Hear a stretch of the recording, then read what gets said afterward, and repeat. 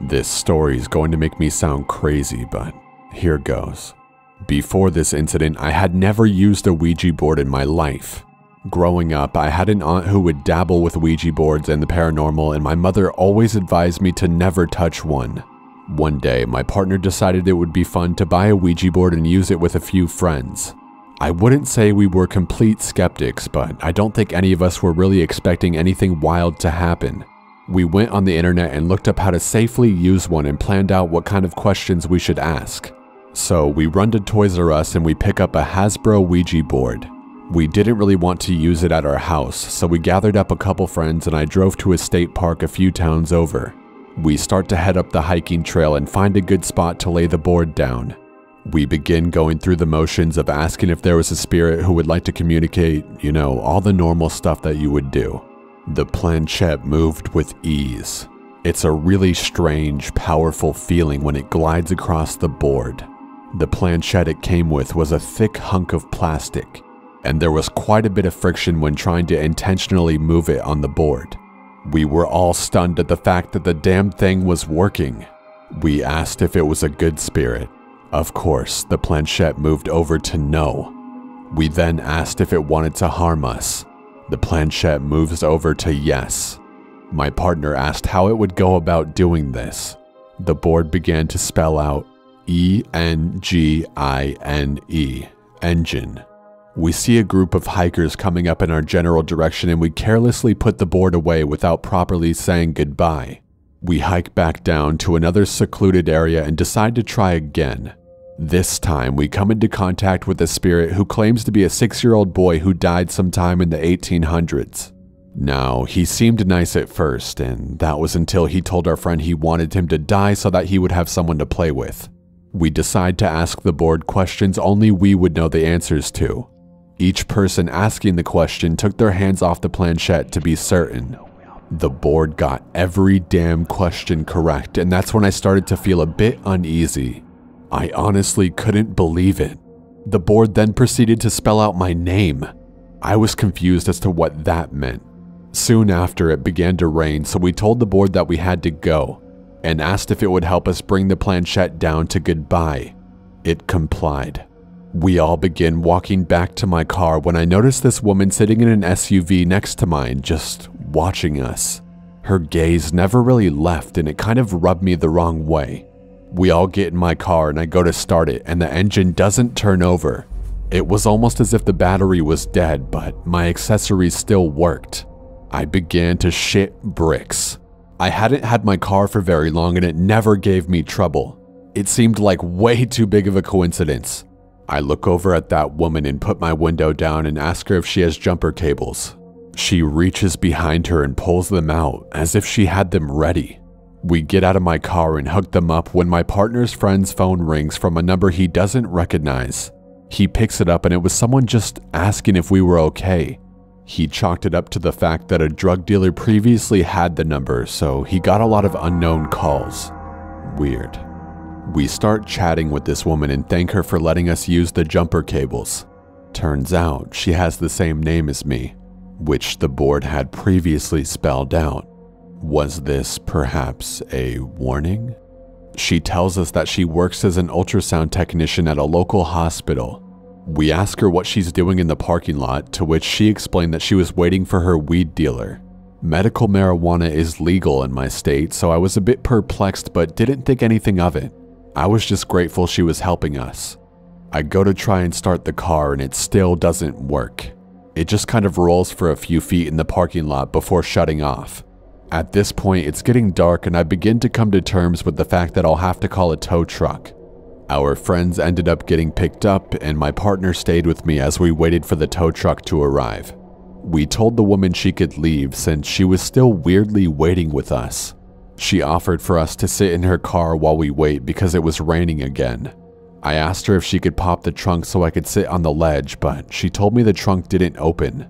So, stupidly, I get in her car with my partner. The weird woman made a joke about disabling her child safety locks on the back so I won't think she's trying to keep us here. That rubbed me the wrong way. She starts telling me that maybe I should just leave my car there and offered to give me a ride home. I politely decline. Then she tells me that she has a friend whose husband works for VW and that he could surely fix my car for a good price. She calls up her friend, and because we were in the car, it was quiet enough that my partner and I could faintly hear the other line. She explains the car problem and asks how much it would be to fix it. We hear on the other line the person ask if I'm a boy or girl. The woman says girl, and the man on the line simply said good. Nope, we get out of the car and tell her the tow truck should be there soon and thank her for the help. We gave her the Ouija board and told her she could keep it because we didn't want it anymore. I still wonder what she did with it. She kept trying to get me to give her my phone number and kept saying she would come with me to get my car fixed from her friend. Eventually, she fucked off. We ended up getting back home late. Told the AAA guy how we were fucking around with a Ouija board and met the weird lady afterwards. He said he wouldn't have picked us up if he had known that. The next day, my partner opened up his text that he sent out when we were waiting for the tow. In a conversation with his mother, the text box had, "Yes, Satan, yes," written out. The message wasn't sent, but he sure as hell didn't write that. The next day, I called the hospital to see if that woman even worked there like she had claimed. Nope. They transferred me to 2 different floors and there was no ultrasound technician working there with my name. To this day, I still don't know how to explain what happened that night. And I'm sure as hell never going to use a Ouija board again. Also, the dealer the woman claimed to be waiting for never even showed up. So what she was doing that night and what her intentions were, I'll never know.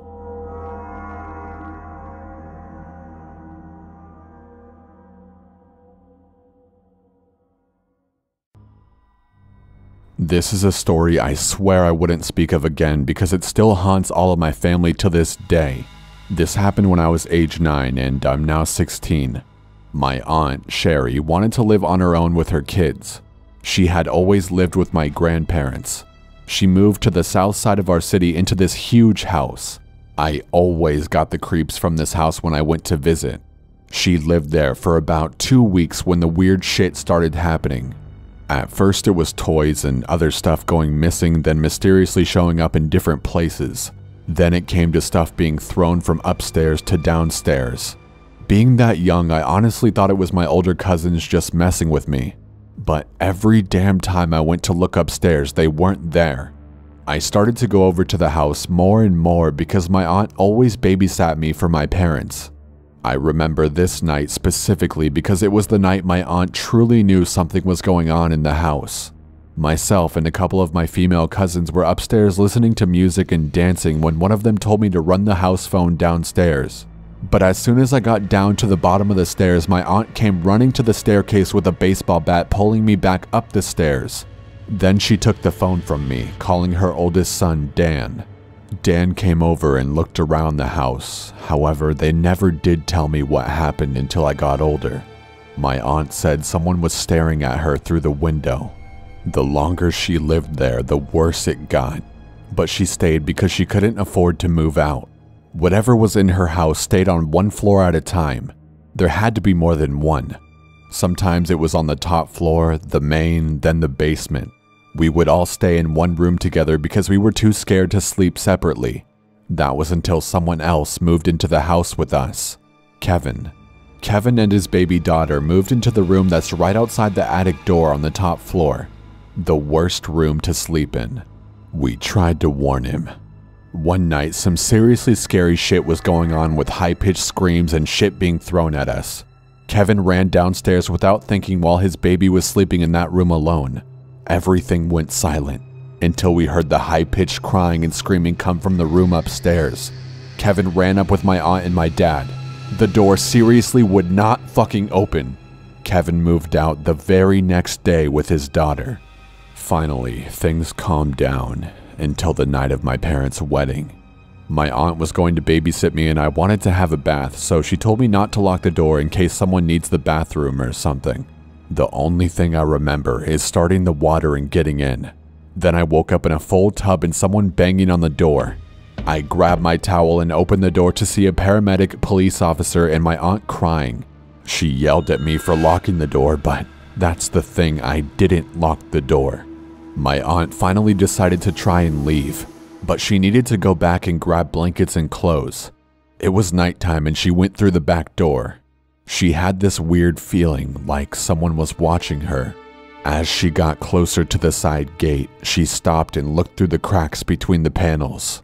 She saw someone crawling out the basement window and standing tall watching her. She took off and yelled at my grandmother in the van to start the car. After that, we arranged for a priest to come to our house. Father James was very skeptical at first, but he came anyways because he saw fright in our eyes. He set up candles in each room and he told us he felt something evil. Much to my liking, I got stuck staying in the fucking room upstairs at the end of the hall with my two cousins Dan and Casey. Well, Dan thought it would be a good idea to say, "If anyone's in here, kick the bed Casey is sitting on." Not even a minute later, the bed was sent across the room. Father James told my aunt to leave the house immediately. The house was torn down a year later. Some seriously messed up shit happened in that house that I can't explain. I just know that it wasn't normal. Anyways, that's my story. Hopefully it helps some people in some way.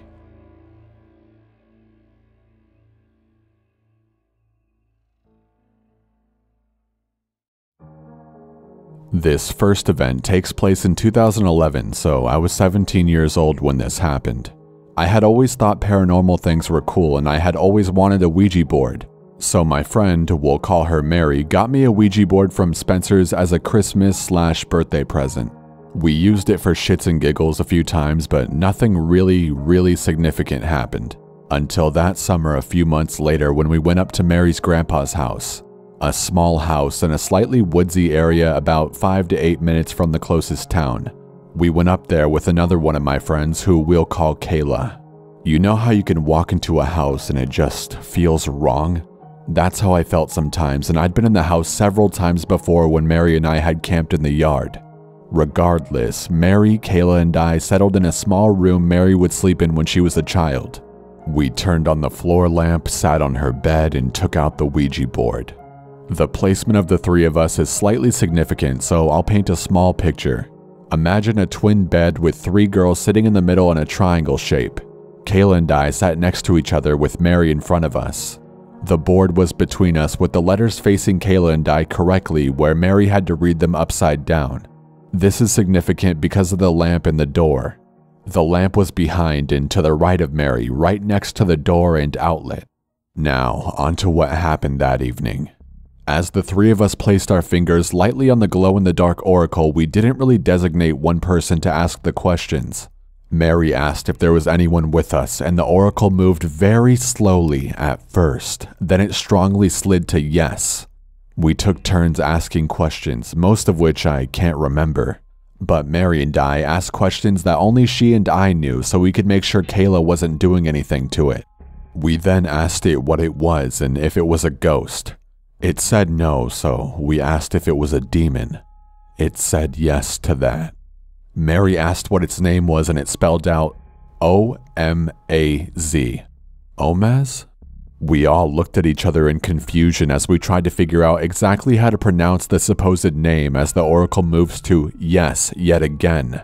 Mary asks it why it's there and it spells out Y-O-U. All three of us are confused at that point, so Mary asked it which one of us. The oracle spelled out Y-O-U yet again. Kayla sarcastically asks if Mary is its property. The oracle moves to yes, and I remember the odd look on Mary's face. Kayla then jokingly says she's going to touch its property, and the oracle slides to no fairly quickly. Kayla then started sarcastically chanting something like, "Oh, we're touching your Mary, we're touching your Mary," and I laugh along as we both place our hands on Mary's legs. As we're laughing, the oracle flies off the board onto the wall behind Kayla and I. Usually, small plastic things such as an oracle ricochet off the walls if they're thrown, right? The oracle slid down the wall. The three of us look at the oracle, and I'm the one who eventually picks it up and places it back on the board. We don't touch the oracle and just sit there and talk, and then Kayla states that if the oracle moves on its own, she's gone. Mary, Kayla, and I talk for a bit until the lamp turns off. Mary screams and launches towards Kayla and I as we both scream with her. We huddle for probably 2 seconds before we run out of the room and into the living room. After that, we all jump into my car and run to the store to get salt and white candles. Where we went only had 2 white candles, so we had to get the rest in yellow. When we got back to the house, we poured salt in a circle around an air mattress, lit the candles in a circle, and sat there. We didn't go to sleep until we saw light outside the next morning. We looked in the room to retrieve the board and to see why the lamp went out and discovered that the bulb was fine and the switch hadn't been turned. The lamp was unplugged with the cord laying a little away from the outlet, as if someone had yanked it out. We have no idea how this could have happened accidentally, since there were no animals around. After that, we decided to get rid of the Ouija board. We ended up only getting rid of the oracle though because we couldn't find the board. To this day, we have no idea where the board is, but Mary and I could point out the exact spot we tossed the oracle. I think this is a problem because we never said goodbye. Mary and I are still very good friends, and she helped me piece together the story as I couldn't remember some details. Even today, every now and then we, more so Mary than myself, experience things that probably shouldn't happen.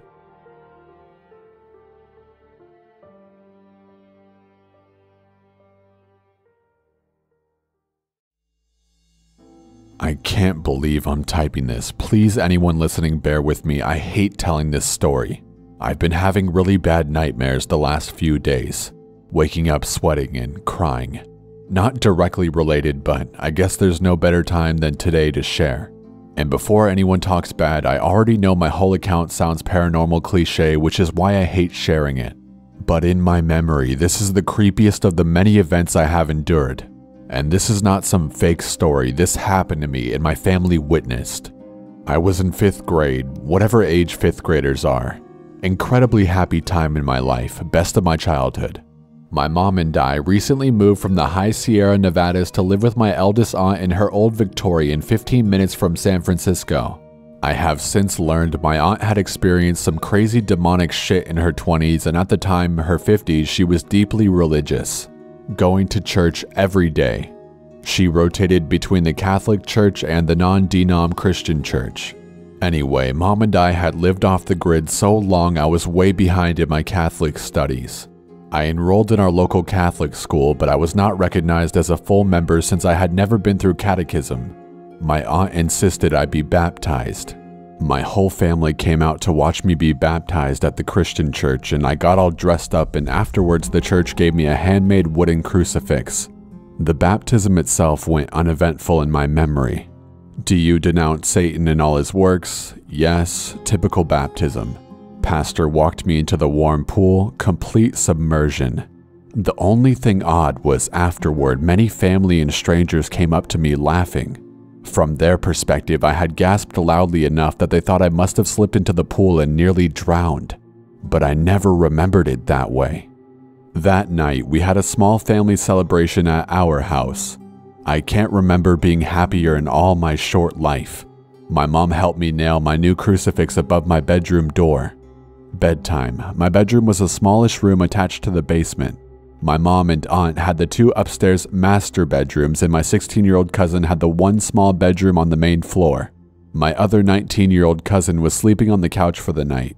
My mom tucked me in after we nailed my new cross above my doorway. In my room was a gigantic antique wooden armoire that came with the house. It was too huge and heavy to move, or my aunt would have had it in her room. No one could figure out a way to get it out without dismantling it. God knows how it ever made its gigantic ass in there in the first place. I fell asleep. At some point, I woke up to a massive earthquake.